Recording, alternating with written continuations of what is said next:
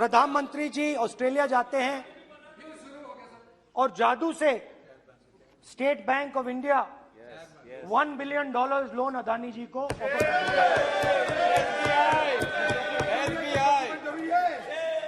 Sir, इसका भी document जरूरी है क्या, बताओ। मोदी जी आपका सरकार की बात है। अधीर प्लीज। उसके बाद मैं उदाहरण दे रहा हूं, पूरी दुनिया में मोदी जी जाते हैं, घूमते हैं, तो मैं बता देता हूं क्या होता है वहां पे। बांग्लादेश में गए, हाँ काम पे ही जा रहे हैं, वही तो बोल रहा हूं, काम पे जा रहे हैं। बांग्लादेश जाते हैं, मोदी जी की पहली ट्रिप होती है बांग्लादेश में। वहां पे बांग्लादेश को इलेक्ट्रिसिटी बेचने का डिसीजन लिया जाता है। कुछ ही दिन बाद बांग्लादेश पावर डेवलपमेंट बोर्ड 25 साल का कॉन्ट्रैक्ट अदानी जी के साथ साइन कर देता है। 1500 मेगावाट इलेक्ट्रिसिटी का कॉन्ट्रैक्ट अदानी जी। चलिए वहां से श्रीलंका चलते हैं।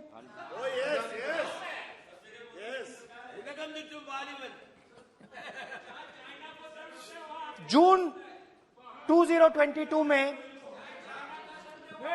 Chairman of Sri Lanka Ceylon electricity board MMC Fernando informed a parliamentary committee in Sri Lanka in open hearing that he was told by President Rajapaksa that PM Modi pressured him to give the wind power project directly to Mr. Adani.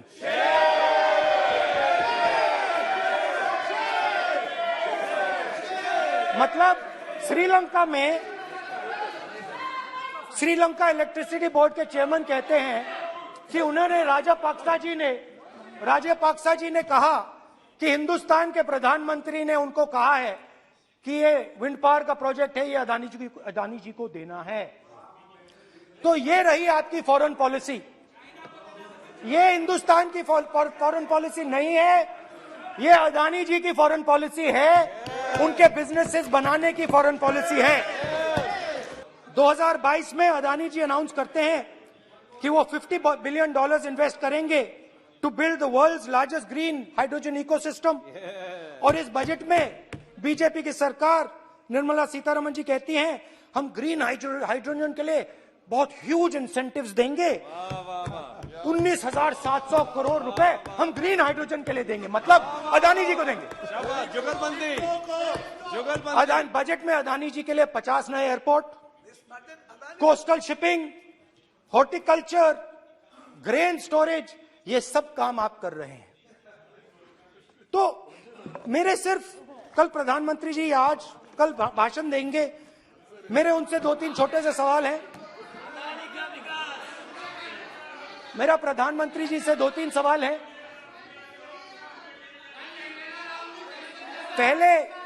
पहले अदानी जी के हवाई जहाज में मोदी जी जाते थे, अब मोदी जी के हवाई जहाज में अदानी जी जाते हैं।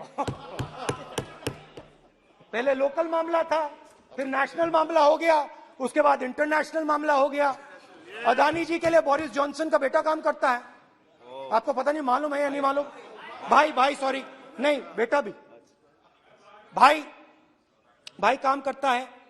तो ये मामला पहले गुजरात का मामला था, फिर ये हिंदुस्तान का मामला हुआ, अब ये इंटरनेशनल मामला हो गया है। तो मेरा सवाल प्रधानमंत्री जी से, और सिंपल सवाल है, प्रधानमंत्री जी आपकी फॉरेन ट्रिप्स पे अदानी जी और आप कितनी बार एक साथ गए? अदानी जी, how many times did you travel together with Adani ji? How many times did Adani ji join you later on a visit? How many times did Adani ji travel to a country immediately after you did? And in how many of these countries after you visited did Adani ji get a contract?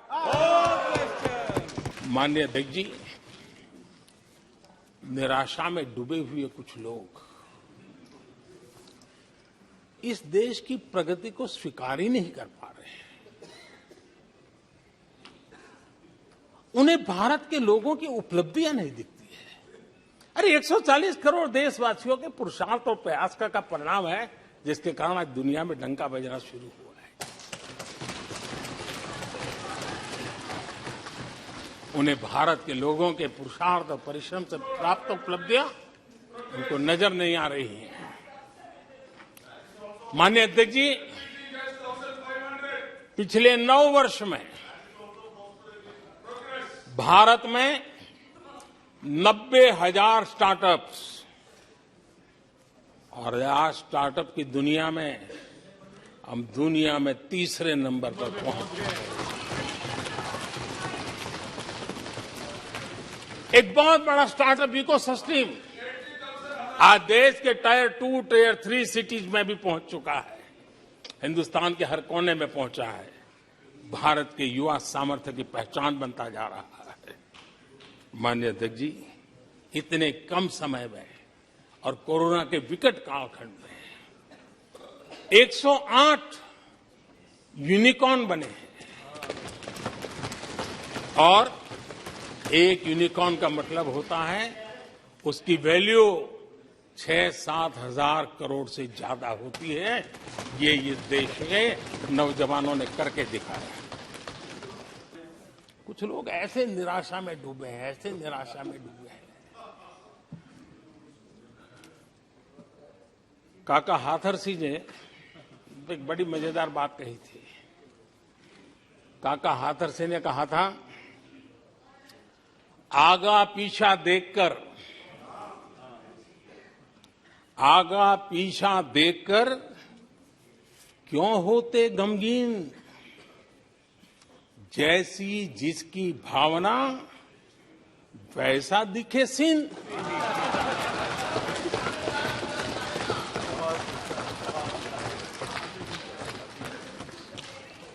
आदरणीय अध्यक्ष जी, आखिर ये निराशा भी ऐसे नहीं आई है। इसके पीछे कारण है। एक तो जनता का हुक्म, बार बार हुक्म, लेकिन साथ साथ इस निराशा के पीछे जो अंतर मन में पड़ी हुई चीज है, जो चैन से सोने नहीं देती है, और क्या है? पिछले 10 साल में 2014 के पहले 2004 से 14 भारत की अर्थव्यवस्था खस्ता हाल हो गई। निराशा नहीं होगी तो क्या होगा? माननीय अध्यक्ष जी, एक बार जंगल में 2 नौजवान शिकार करने के लिए गए, और वो गाड़ी में अपनी बंदूक नीचे उतार करके थोड़ा टहलने लगे। उन्होंने सोचा कि थोड़ा अभी आगे चलना है तो थोड़ा जरा हाथ पैर ठीक कर ले, लेकिन गए थे तो बाघ का शिकार करने के लिए, और उन्होंने देखा आगे जाएंगे तो बाघ मिलेगा। लेकिन हुआ ये कि वहीं पर बाघ दिखाई दिया। अभी नीचे उतरे थे, अपनी गाड़ी में बंदूक वहीं पड़ी थी। बाघ दिखा, अब करे क्या? तो उन्हें लाइसेंस दिखाया कि मेरे पास बंदूक का लाइसेंस है।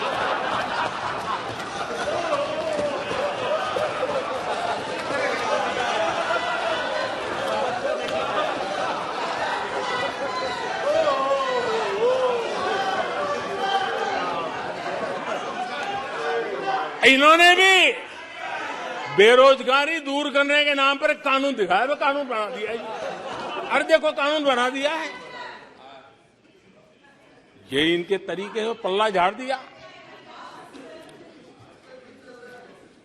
4 से 14 आजादी के इतिहास में सबसे घोटालों का दशक रहा। माननीय अध्यक्ष जी, बीते वर्षों में हार्वर्ड में एक बहुत बढ़िया स्टडी हुई है, बहुत इंपॉर्टेंट स्टडी हुई है, और उस स्टडी है उसका टॉपिक क्या था मैं जरूर सदन को बताना चाहूंगा, और ये स्टडी हो चुकी है। स्टडी है the rise and decline of India Congress party. ये स्टडी हो चुका है और मुझे विश्वास है अध्यक्ष जी, मुझे विश्वास है भविष्य में कांग्रेस की बर्बादी पर सिर्फ हार्वर्ड नहीं, बड़े बड़े विश्वविद्यालयों में अध्ययन होना ही होना है और डुबाने वाले लोगों पर भी होने वाला है। इस प्रकार के लोगों के लिए दुष्यंत कुमार ने बहुत बढ़िया बात कही है और दुष्यंत कुमार ने जो कहा है बहुत फिट बैठता है। उन्होंने कहा है तुम्हारे पांव के नीचे, तुम्हारे पांव के नीचे कोई जमीन नहीं, तुम्हारे पांव के नीचे कोई जमीन नहीं। कमाल ये है, कमाल ये है कि फिर भी तुम्हें यकीन नहीं।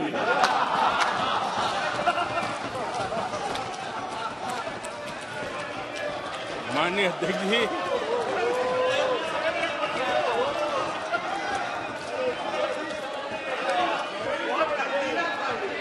आदरणीय अध्यक्ष जी, सुनो फिर। आदरणीय अध्यक्ष जी, ये लोग बिना सर पैर की बातें करने के आदी होने के कारण उनको ये भी याद नहीं रहता है कि वो खुद का कितना कॉन्ट्राडिक्शन कहते हैं। कभी एक बात, कभी दूसरी बात, कभी एक तरफ, कभी दूसरी तरफ। हो सकता है वो आत्मचिंतन करके खुद के अंदर जो विरोधाभास है उसको भी तो ठीक करेंगे। आदरणीय अध्यक्ष जी, मोदी पे भरोसा अखबार की सुर्खियों से पैदा नहीं हुआ है। मोदी पे ये भरोसा टीवी पर चमकते चेहरों से नहीं हुआ है। जीवन खपा दिया है, पल पल खपा दी है, देश के लोगों के लिए खपा दी है, देश के उज्जवल भविष्य के लिए खपा दी है।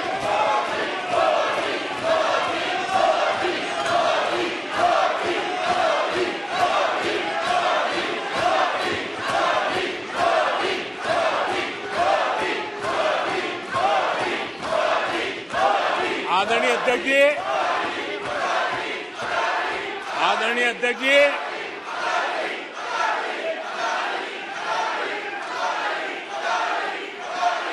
आदरणीय अध्यक्ष जी,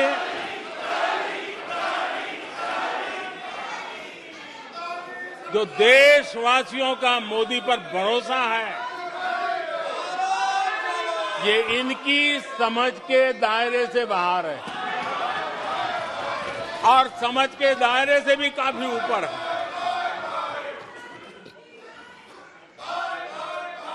क्या ये झूठे आरोप लगाने वालों पर मुफ्त राशन प्राप्त करने वाले मेरे देश के 80 करोड़ देशवासी क्या कभी उन पर भरोसा करेंगे क्या? आदरणीय अध्यक्ष जी, one nation one ration card देश भर में कहीं पर भी गरीब से गरीब को भी जब राशन मिल जाता है,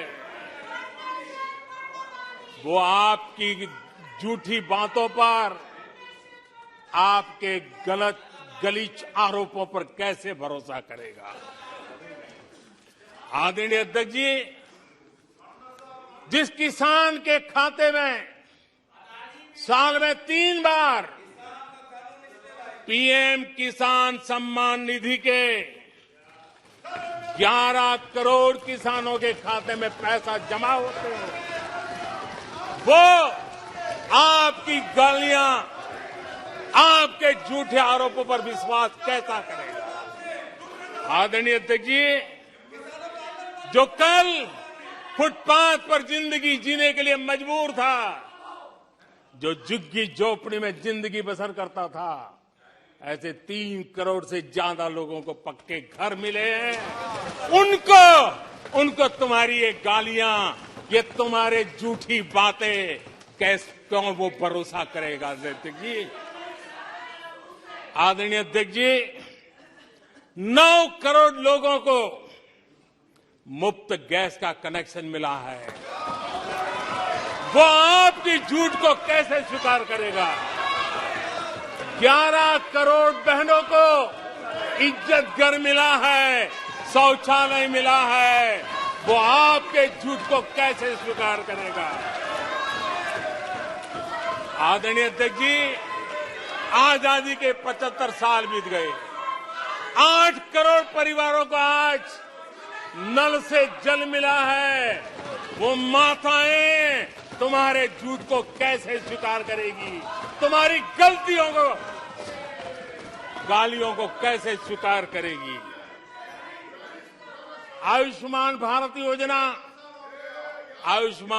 योजना से 2 करोड़ परिवारों को मदद पहुंची है, जिंदगी बच गई है उनकी।